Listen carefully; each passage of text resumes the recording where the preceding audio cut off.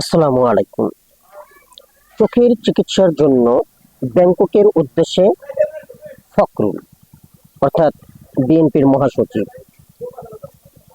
আমি মাঝে মধ্যে ভাবি, প্রায় সময় ভাবি যে আপনারা দেশটাকে কিভাবে উন্নত করবেন। আসলে আপনাদের চিন্তা ভাবনায় কি আছে, কি কাজ করে আপনাদের চিন্তা ভাবনায়?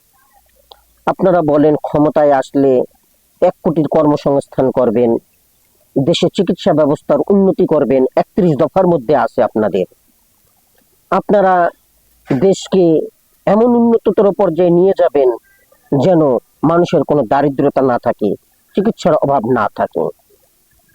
আচ্ছা, যদি এত কিছুই করতে চান, তার মধ্যে একটা অংশ তো আছে আপনাদের চিকিৎসার জন্য। তো সেই চিকিৎসার জন্য আপনারা এখনো কেন বিদেশ পাড়ি দিতে হয়? আমাদের দেশে কি তাহলে চিকিৎসা হয় না? এই চোখের চিকিৎসার জন্য বাংলাদেশে কি এরকম একটা ভালো ডাক্তার নেই যে আপনার এই চোখের ভালো চিকিৎসা করতে পারে? এই ইকুইপমেন্ট গুলা, এই সরঞ্জামাদি গুলা, এই ইলেকট্রনিক ডিভাইস গুলা কি বাংলাদেশে নেই? তাহলে এতে দুটো জিনিস প্রমাণিত হয়। এক হচ্ছে বাংলাদেশের ডাক্তার ভালো না, তারা সঠিকভাবে চিকিৎসা করতে পারে না।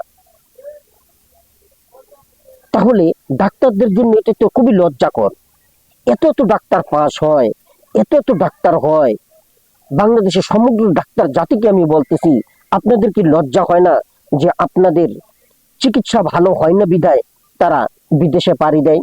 বাংলাদেশে সেই সরঞ্জামাদি নেই বলে, সেই ধরনের ইকুইপমেন্টস নেই বলে, সেই ধরনের টুলস নেই বলে তারা বিদেশে পাড়ি দিচ্ছে।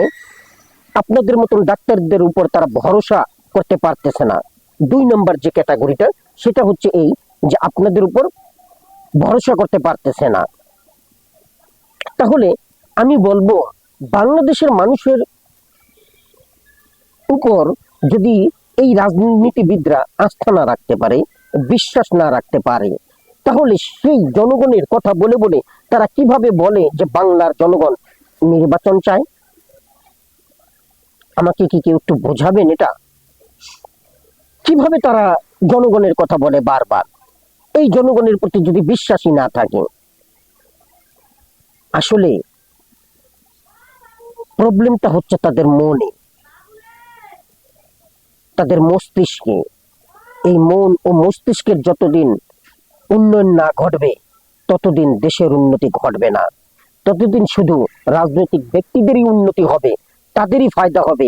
এই যে যত কথা বলে, সব তাদের নিজেদের ফায়দার জন্য, নিজেদের স্বার্থ হাসিলের জন্য, দেশের জন্য নয়। ধন্যবাদ। আসসালামু আলাইকুম।